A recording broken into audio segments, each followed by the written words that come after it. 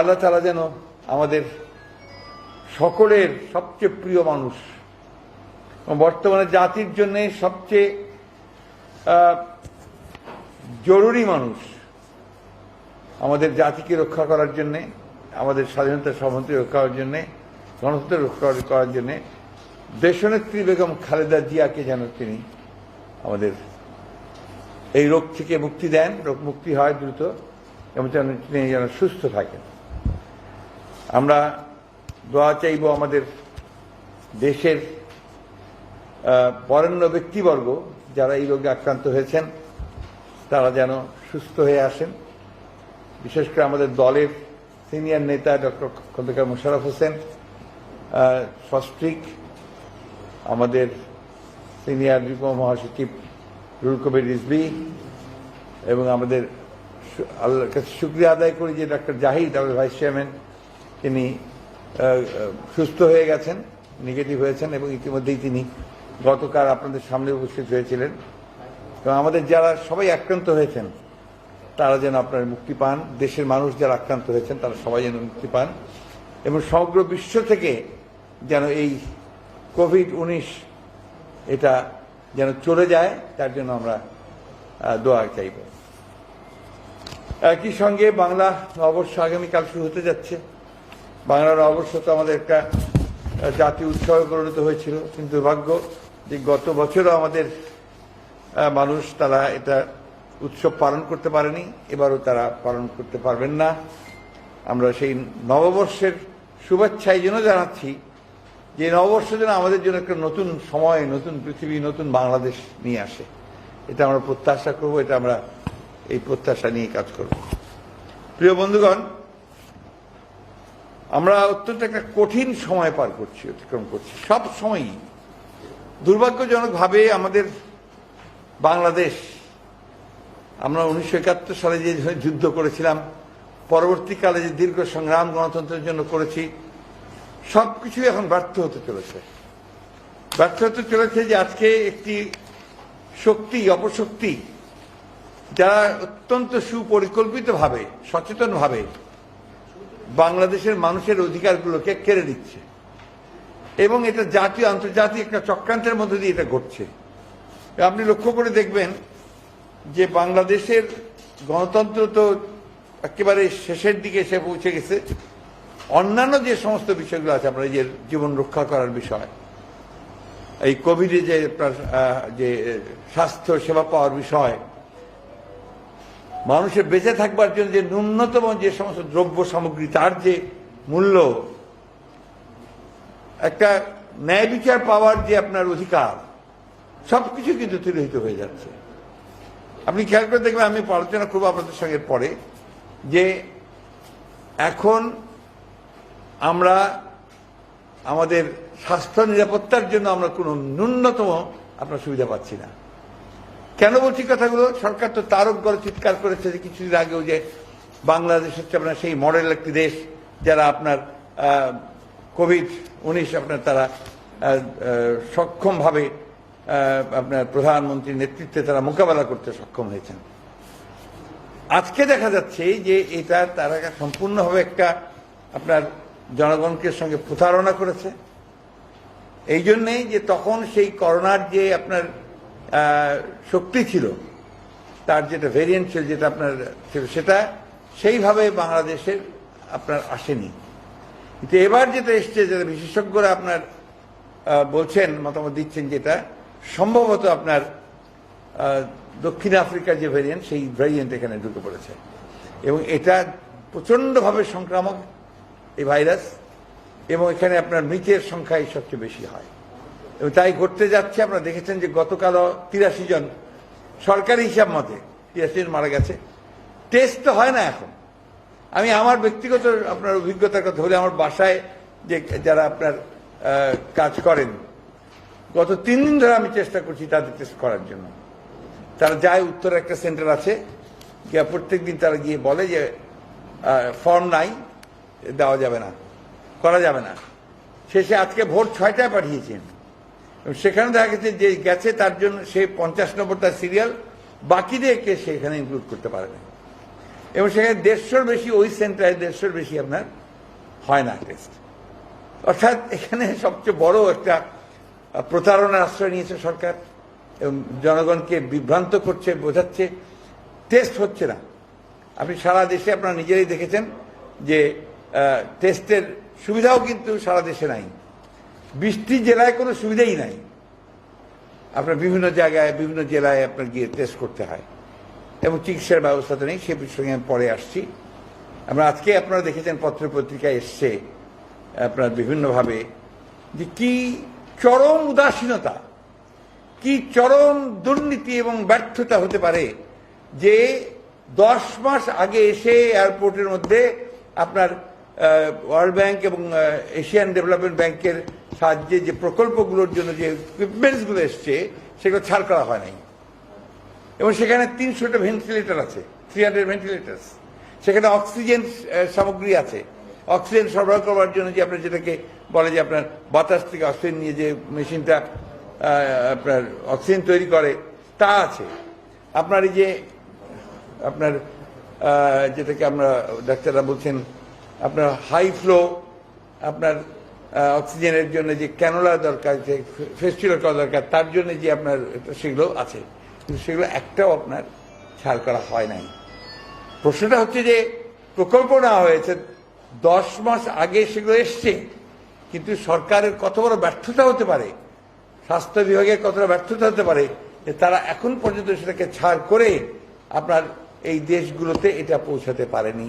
দেশে আপনাদের হাসপাতালগুলোতে বা বাড়তি যে সুযোগ সুবিধা জেলাগুলোতে দেওয়া দরকার একটাতেও তারা দিতে পারে নাই।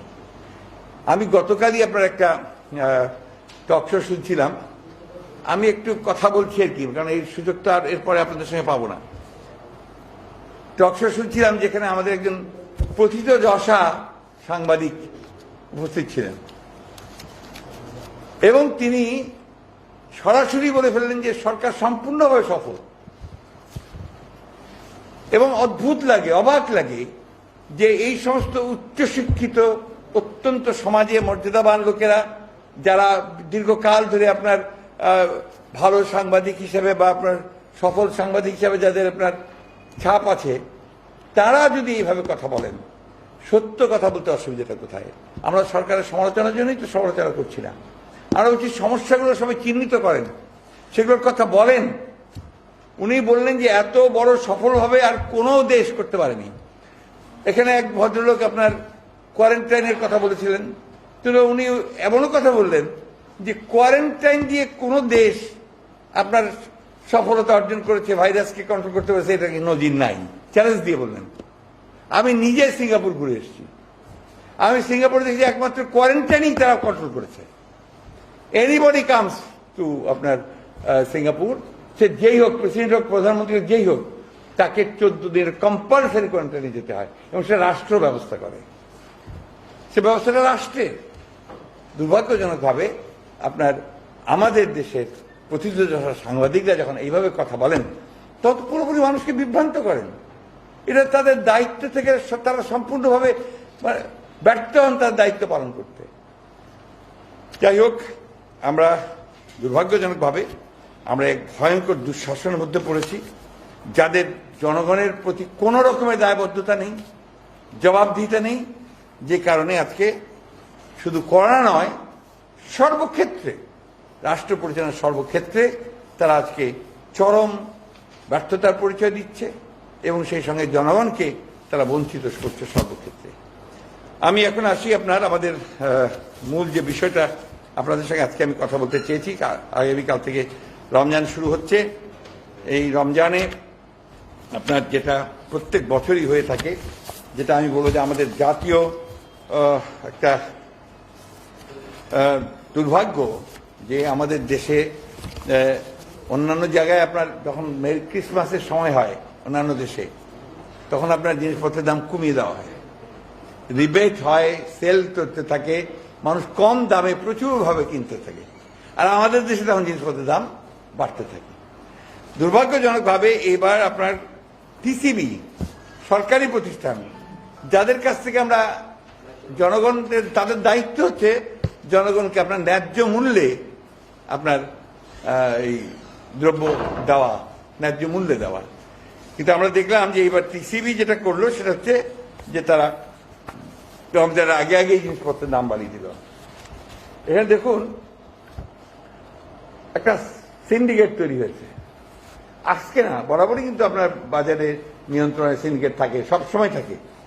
আমাদের সময় ছিল না তাও বলবো না, কিন্তু এটাকে নিয়ন্ত্রণ করতে হয় এবং নিয়ন্ত্রণ করার জন্য সরকারি সংস্থাগুলোকে কাজ করতে হয়। থেকে আপনার যেটা আপনার টিসিবি অথবা যে ওপেন মার্কেট আপনার যে অপারেশন, তারপরে আপনার যে ফ্রি আপনার কম দামে সেল করা, এগুলো কিন্তু সমস্ত নিয়ন্ত্রণের বাইরে চলে গেছে। প্রকৃতপক্ষে বাজার সিন্ডিকেটগুলো সবই আওয়ামী লীগের তথা সরকারের মতপুষ্ট লোকজন দিয়ে পরিচালিত বিধায় এরাই যোগসাজশ করে দ্রব্য মূল্য বাড়িয়ে দিচ্ছে। আগে মানুষ টিসিবির ট্রাকে কম মূল্যে জিনিসপত্র পাবে বলে আশায় থাকতো, কিন্তু এখন টিসিবিও নিত্য পণ্যের মূল্য বাড়িয়ে দিয়েছে। এখন যে অবস্থাটা দাঁড়িয়েছে, আমরা কয়েকদিন আপনারাই লিখেছেন পত্র পত্রিকায় যে যারা আপনার এই টিসিবির লাইনে দাঁড়াতো না, মিডল ক্লাসের একটু আপনার, এখন তারা গিয়ে মিডল ক্লাসে দাঁড়াচ্ছে। সেদিন একটা ছবি দেখলাম, একটা ছোট ছেলে 4 কি 5 বছরের একটা ছেলে, সে দাঁড়িয়ে আছে একটা ব্যাগ নিয়ে আপনার টিসিবির লাইনে। কোন জায়গায় চলে গেছে? আজকে একটা জরিপে দেখা গেছে যে 34.8% পরিবারের কমপক্ষে একজন সদস্য চাকরি হারিয়েছে। 2020 সনের মার্চ থেকে মে মাসের মধ্যে গড়ে পারিবারিক উপার্জন কমেছে প্রায় 74%। মধ্য নিম্নবিত্তের হাজার হাজার মানুষ কর্মহীন হয়ে পড়েছে, নয়তো বেতন পাচ্ছে না, নয়তো বেতন কমিয়ে অর্ধেক করা হয়েছে। জীবন যুদ্ধে টিকতে না পেরে শহর ছেড়ে গ্রামে ছুটছেন অনেকে, এখন তো সবাই গ্রামে চলে যাচ্ছে। এর সঙ্গে অনেক স্বপ্ন নিঃশেষ হয়ে গেছে। যখন করোনা নিয়ন্ত্রণে ব্যর্থ বর্তমান অনির্বাচিত গণবিচ্ছিন্ন সরকার লকডাউনের নামে তখন আবার একটা অকার্যকর শাটডাউন জাতির উপর চাপিয়ে দিয়েছে। এখানে না লকডাউন না শাটডাউন, আপনি পত্রিকাতেই দেখছেন লক্ষ লক্ষ মানুষ। নিউ মার্কেট এলাকায় আপনার দেখা যাচ্ছে হাজার হাজার মানুষ, আপনার ফেরিতে দেখা যাচ্ছে হাজার হাজার মানুষ। অর্থাৎ এগুলো হচ্ছে আমরা তাদের শাটডাউনের নমুনা। তো যেখানে যারা সবচেয়ে বেশি কষ্ট পাচ্ছে, ভুক্তভোগী হচ্ছে, তারা হচ্ছে দিন আনে দিন খায় যে মানুষগুলো আছে, এদের কষ্ট সবচেয়ে বেশি। এবং এটা দায়িত্ব সরকারের, যে কোনো দায়িত্বশীল সরকারের, যে এই মানুষগুলোকে আগে বাঁচানোর চেষ্টা করা। আপনাদের নিশ্চয়ই মনে থাকার কথা যে গত বছর আমরা কিন্তু একটা প্রণোদনা দিয়েছিলাম এবং সেই প্রণোদনাতে আমরা এই শ্রেণীর মানুষের জন্যই প্রায় 70,000 কোটি টাকার সব মিলিয়ে একটা বরাদ্দর কথা বলেছিলাম। আমি সেটা পরে আবার আপনাদের সামনে ওই বিষয়টা নিয়ে আবার পরের সময় মতো আসবো। এখানে ইনফরমাল সেক্টরে যারা কাজ করেন, দিন আনে দিন খান, তারা এবং নিম্ন মধ্যবিত্ত, এদের আপনার খাদ্য নিরাপত্তার ব্যবস্থাটা এখন থাকছে না। আমি টিসিবির দু একটা জিনিস আপনাদের সামনে তুলে ধরতে চাই। আমার পেপারটাতে পুরো বিষয়টাই আছে, দেখবেন ডিটেলস যারা কাজে লাগাতে চান। টিসিবিতে আপনার এই যে সয়াবিন তেলের দাম 2 দফায় বাড়লো, 10 টাকা করে। এখন হচ্ছে আপনার 100 টাকা দরে বিক্রি করছে। এটা ছিল আপনার প্রায় 80 টাকা, এখন 100 টাকা হয়েছে। চিনি এখন আপনার 55 টাকা দরে বিক্রি করছে। গত 1 বছরে মোটা চালের দাম বেড়েছে 37.14%। পাইজাম চালের দাম বেড়েছে 22% বেশি। এছাড়া আটার দাম 10.71% এবং ময়দার দাম বেড়েছে 7%। পেঁয়াজের দাম কেজিতে 10 থেকে 15 টাকা বেড়েছে। খুচরা দোকান থেকে এটা 1 সপ্তাহের মধ্যে বলছি আমি, খুচরা দোকান থেকে 1 কেজি পেঁয়াজ কিন্তু 40 থেকে 50 টাকা লাগছে। রমজানকে সামনে রেখে প্রয়োজনীয় পণ্যের মূল্য চিনি, আটা, গুঁড়া দুধ, তেল, পেঁয়াজ, আদা, রসুন, বেগুন, খেজুর, শসা ও লেবু সবকিছুর দাম ইতিমধ্যে অনেক বৃদ্ধি পেয়েছে। পরিস্থিতি বোঝাতেই একটা উদাহরণ যথেষ্ট। বাজারে ছোট 4টা লেবু, তার দাম এখন 70 টাকা 80 টাকা। আপনারা তারপরেই দেখবেন আমরা একটা দিয়েছি নিত্যপণ্যের তুলনামূলক চিত্র। এটা হচ্ছে যে মোটা চাল এখন আপনার 44 থেকে 52 টাকা, টিসিবির হিসাবে গত বছর এই সময়ের মূল্য ছিল 34 থেকে 40 টাকা, অর্থাৎ 29% বেশি। আর 2006 সালে 1 কেজি মোটা চালের দাম ছিল 13 থেকে 17 টাকা। বোতলজাত সয়াবিন তেলও একইভাবে দেখেন 135 টাকা থেকে 140 টাকা বিক্রি হচ্ছে। এটা গত বছর ছিল 100 থেকে 108 টাকা। আর লিটার খোলা সয়াবিন একই অবস্থা, খোলা চিনি একই অবস্থা, আগেই বলেছি।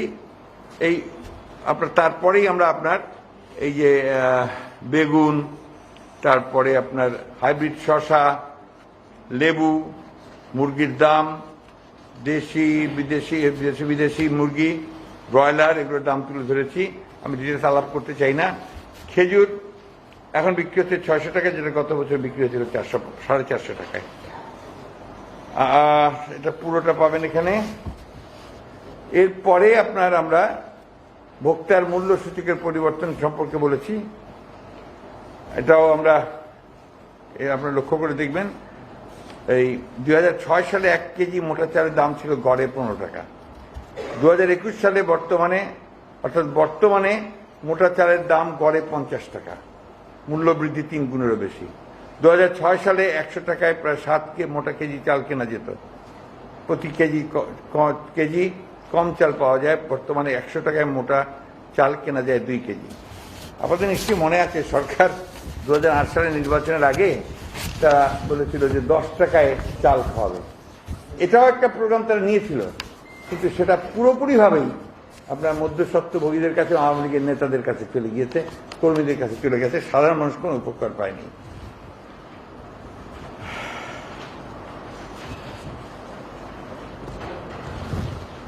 আপনারা দেখেছেন যে নিত্য পণ্যের মূল্য বৃদ্ধির চিত্র সম্পর্কে আমরা সবাই জানি, কারণ এখানে আমরা যারা উপস্থিত আছি আমাদের সবারই বলতে গেলে নির্দিষ্ট টাকায় সংসার চালাতে হয়।